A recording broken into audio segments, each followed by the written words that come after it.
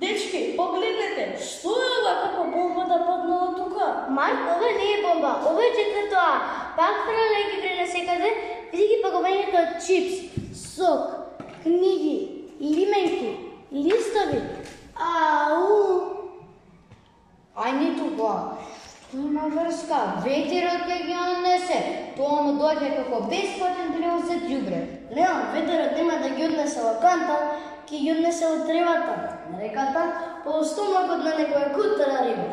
И види, ако се това мала кривичка вие кутри цвеќенца, тоа тие сакат да растат, не да се борат со чирилишта. Доста е зборување, а на акција, давај опрема. Жолта е кеса за пластика, сина за хартија. Чекај малку, жолта киса за пластика, јас мислев жолта е за злато. Ова шише од сок, дефинитивно не е злато. Пластика е вечна непријател на природата, Леон. На едно шише му треба повеќе од 100 години за дишење. Замисли, тоа ќе биде тука и кога ние ќе бидеме дедовци. А што хартијата инаку таа побрзо се распаѓа, ама за неја се сечат 1000 дрва, кој да се моткаме некој лист од кутија дрва. Доста добре, сега ни треба работа. Имаме само 5 минути до звончето. Првиот што ќе наполни кесата добива похвала од мене. Хубаво, јас се најдам на некој чупало. Амај, баш, ќе соберам, барем ќе се заиграм за физичко. Проблемот не е што нема канти, но некој луѓе ми претешко да направат 3 и 4. Мисля дека ѓубрето има нозе и само ќе одиме. Конечно, погледнете го дворот сега. Блеска, а допред малку изгледаше страшно. Ама џабе чистина кога утре пак ќе вако фас, треба да не трајно решение. Тој јас го мислам цело време пробарав и нешто да запишам. Ајде, уклучете ги вашите еко-мозоци. Мора нешто да се мислиме и да ја помогнеме на ова исплашена кривичка и кутрира цвеќенца. Дечки, ајде да напишеме како пораки да ги ставиме на секоја клупа. Одлична идеја. Јас ќе знам што ќе се. Нешто за нас мрзливите што не се така флекни. Мојата порека важи за сите.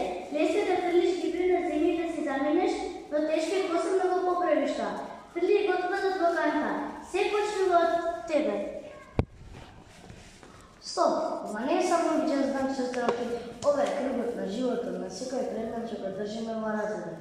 Рециклирањето не е само фрлање ѓубре во различна бора, тоа е нашата шанса да ја кажеме идеја на планетата.